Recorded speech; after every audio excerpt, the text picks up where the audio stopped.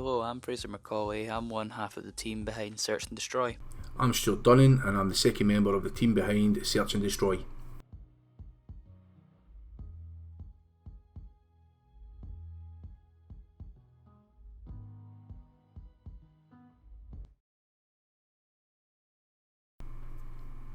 So as far as approaching the base and environment in general, we wanted to keep this stuck to the snowy outskirts, giving it a dark setting, with just like a nebula skybox to just give the appearance that the player's basically on another planet. I found after tinkering with the lights that the emissive set for actually putting it on as opposed to using direct light sources worked well to mimic the searchlights, and on the ground used a simple point light, just up the brightness, just basically look as if the spotlights are shining down on the ground.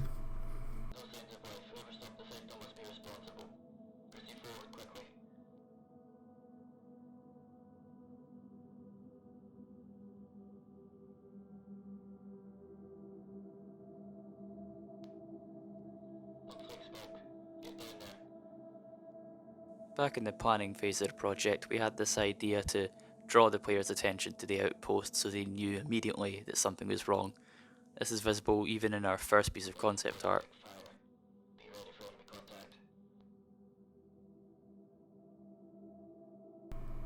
So as the player enters the first base, which is the first main area, they're confronted with the burning card which was causing the smoke plume. Here the player will find various buildings, each with their own voiceover to basically give a bit of backstory as to what's happening, which is the whole point of this area. It's not for interaction with NPCs, but more to set the setting of that you've entered an area where something bad has happened and you need to find out what's happening and press forward as quickly as you can.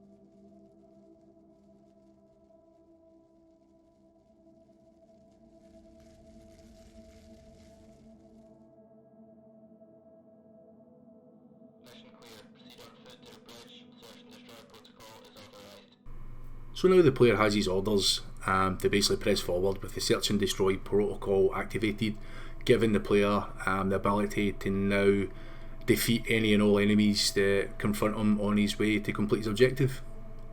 This part here, as you can see, is a bridge spanning over lava, which is a nice effect created within Unreal Engine, taking two textures, move them at different speeds, creating that excellent effect.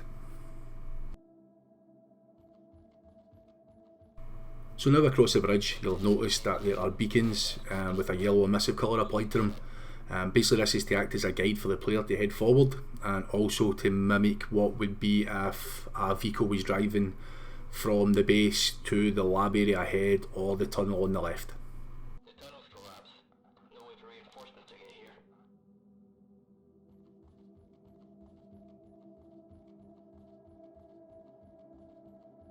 Here the player's met with a small checkpoint. Just ahead of here, the handler will instruct the player that combat is about to start, and the next few engagements will allow the player to get a feel for shooting before they progress into the lab area.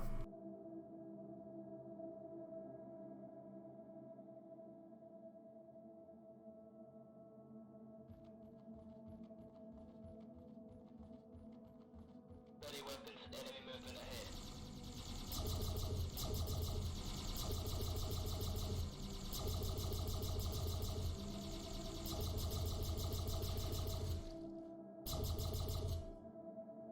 Both the player and enemy projectiles are emissive colours added to an altered version of the first person projectile that is already included in the engine. Just with slight modifications, gives it that nice laser look with free stock audio added to give the sound effect.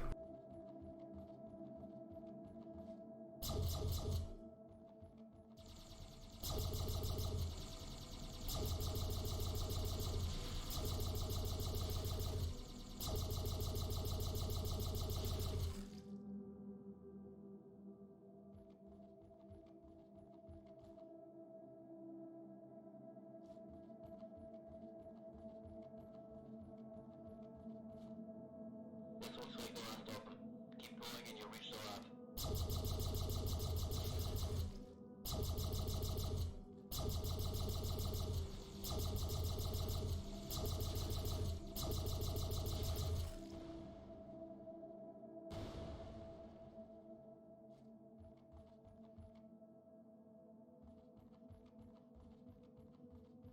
Here is the player's first initial end goal, where basically they find the entrance to the lab. Once entered, they'll be instructed to use an elevator, which uses a hub world set up within the Unreal Engine to basically take the player to the underground stage.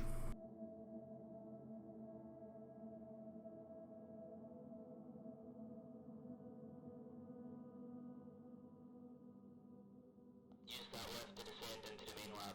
Treat all further contacts as hostiles.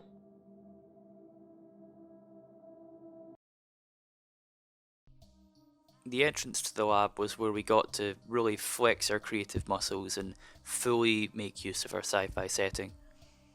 Yeah, as Fraser said, the sci-fi modular assets we chose to use really stand out in the base area. And the base is designed to feel like a base with several areas the player can explore to give it depth as the player progresses. Now, originally we were going to have the handler lose your connection since the lab goes quite deep underground, but as we developed the game's story, we realised that it was a lot more useful to have him with you the whole time for the purposes of world building and delivering key information.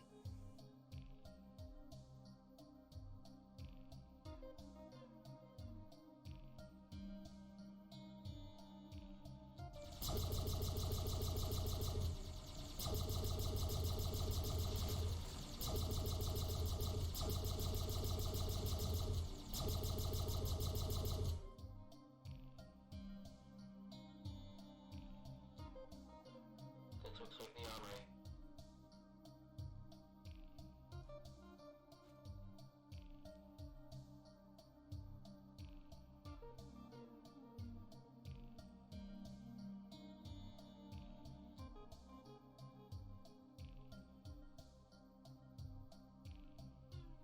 This looks like the detention area. This looks to be the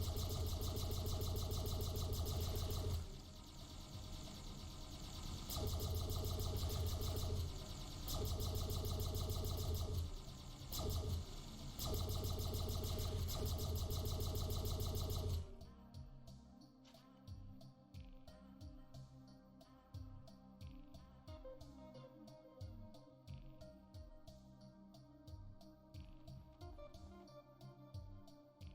The player entering the lab is when they get to see exactly what the terrorists were there for.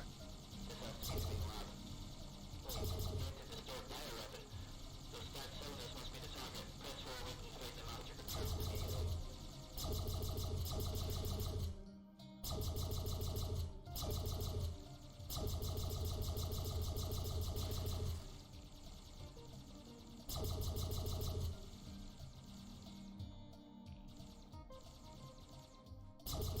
Wait, active historic bioweapon. Those stacked cylinders must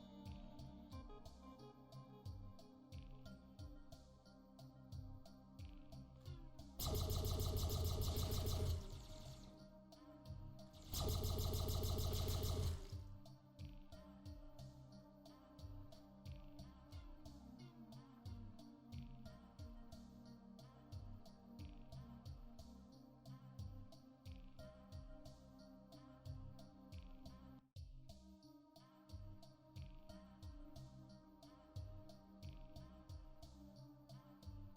Press for a weapon to make them out to confirm immediately.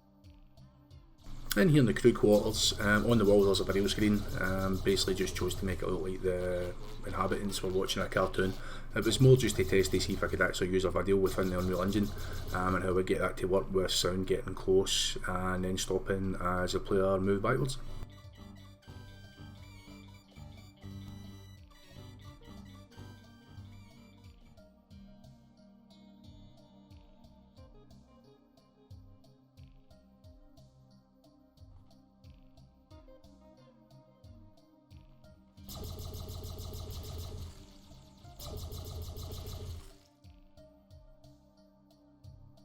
This is the final room where the player will have a one-way door stopping them retreating, and they have to start the self-destruct and head forward into the emergency airlift.